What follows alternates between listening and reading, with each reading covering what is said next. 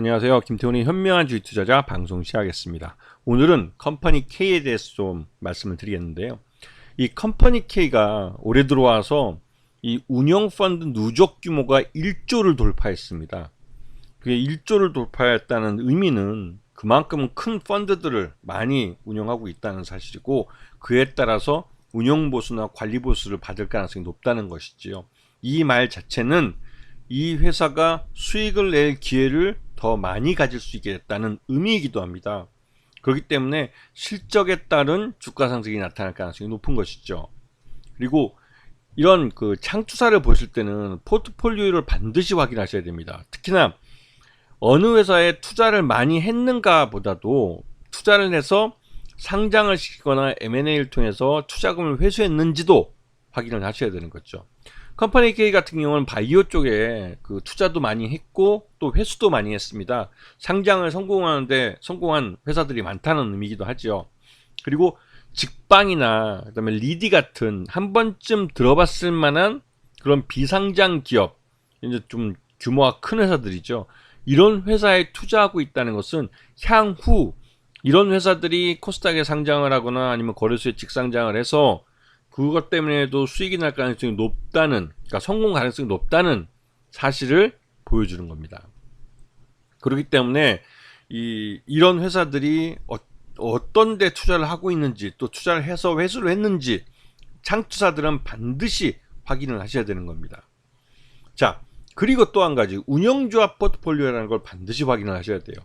창투사의 수익 구조를 아시는 분들은 아시겠지만, 이러한 그 투자 조합들, 운영 조합들을 만들어서 이 운영 조합들이 운영이 되면서 수익을 내는 그런 구조입니다.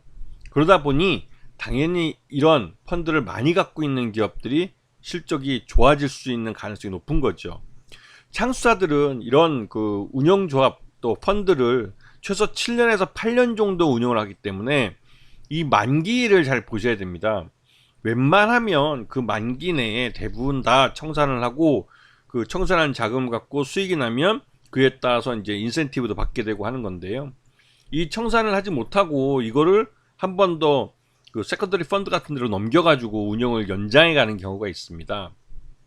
근데 그거는 이제 투자를 잘못한 그런 죄이기도 하지만, 또 다른 한편으로 그때 시기에 좀 시장 경기가 안 좋아서 상장이나 아니면 M&A 같은 타이밍을 놓쳤을 가능성이 큰 거죠. 그런 펀드들은 한 번 더 세컨더리 펀드나 아니면 그 연장을 해서, 만기를 연장을 해서 추가적으로 한 1년 정도 더 운영하는 경우가 있습니다. 이거는 이제 그 펀드 조합원들이 모두 이제 동의를 하면 그렇게 할 수도 있는 거죠. 그렇기 때문에, 하지만 그 전에는 대부분 다 만기일에 청산을 합니다. 그렇기 때문에 이 만기일이 언젠지를 보시게 되면, 이거 같은 경우는 2023년 7월 27일이기 때문에 요번 달 내에 만기가 돌아오기 때문에, 이 컴퍼니 K 스타트업 유닛 펀드가 수익이 좋았다면 그에 따라서 청산을 통해서 이제 그 목표했던 수익률 이상을 했을 때는 인센티브를 받게 되는 거죠. 그러면 그 인센티브가 컴퍼니 K의 수익으로 돌아갈 가능성이 큽니다. 그렇기 때문에 이런 펀드의 만기가 언제인지, 요번 같은 경우 디지털 콘텐츠 코리아 펀드 같은 경우는 디지털 콘텐츠에서 영화나 이런 쪽에 투자한 건데, 이 컴퍼니 K는 예전부터 봤지만 노량이나 이런 명랑이나 같은 성공한 콘텐츠에 투자를 많이 한 그런 그 펀드로 알려져 있기 때문에, 이 디지털 콘텐츠 코리아 펀드가 청산을 하면 꽤 수익이 많이 날 겁니다. 이제 이게 3분기에 수익으로 잡히기 때문에 이런 부분에 대한 기대감이 이 컴퍼니 K의 주가에 반영되고 있는 측면도 있는 거죠. 자, 이 회사의 영업 실적을 보게 되면 올 1분기 때 보시게 되면 그래도 나름대로 선방한 모습을 볼 수 있습니다. 전체적으로 투자조합 수익에서 관리 보수가 전체적으로 73% 정도의 이 실적을 차지하죠. 가장 크죠. 그래서 펀드가 많고 펀드가 등치가 클수록 이 관리 보수가 많기 때문에 실적이 좋아질 수밖에 없습니다. 안정적으로 사업을 영위해 갈 수 있는 거죠. 자, 이 포괄손익계산서 보게 되면 1분기 때 그 매출액이 전년 동기 대비해서 비슷하게 38억 정도 나왔고요. 영업이익은 17억 5천 정도 나왔습니다. 그 다음에 당기순이익도 13억 5천만 원 정도 발생을 했죠. 그리고 지금 현재 영업수익, 이거 아까 나왔던 게 또 나왔네요. 그리고 오늘 뉴스에 나와서 시장에서 이제 크게 회자했던 게 IBK 컴퍼니 K 혁신성장 펀드라고, 이게 1320억짜리 펀드입니다. 이 벤처, 그러니까 창수사들이 만드는 펀드 중엔 비교적 큰 편에 있는 대형 펀드죠. 이런 대형 펀드를 지금같이 기준금리 인상 때문에 시장 내 유동성이 부족한 이런 상황에서, 물론 IBK라는 기업은행을 파트너로 잡았기 때문에 가능한 것이긴 하지만, 그래도 이 정도 규모의 그 펀드를 만들 수 있는 능력은 컴퍼니 K의 실력이 이 시장에서 인정받고 있다는 것을 반영해서 보여주는 거죠. 자, 컴퍼니 K의 1분기 실적 기준으로 봤을 때 적정 유가는 9,000원입니다. 그런데 이미 주가가 9,000원을 넘어섰죠.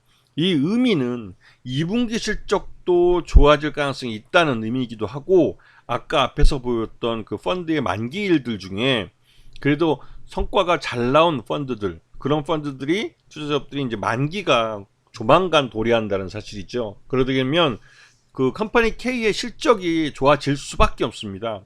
그런 실적을 주가에 반영해서 움직이는 것이고요.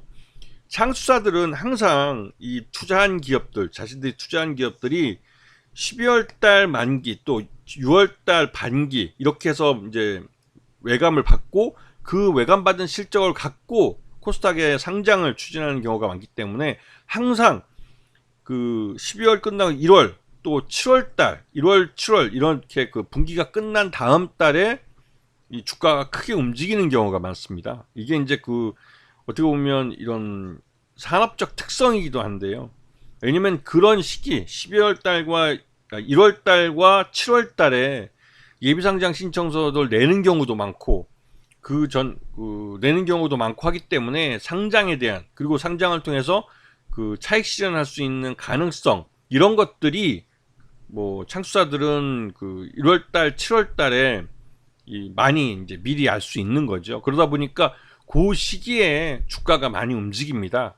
그래서 이건 창수사들만의 그런 특별한 그런 특징이기 때문에 그런 것들을 감안을 해서 투자를 하시면 좋은 투자 기회를 잡으실 수 있을 겁니다. 자, 오늘 방송 여기서 마치겠습니다. 감사합니다.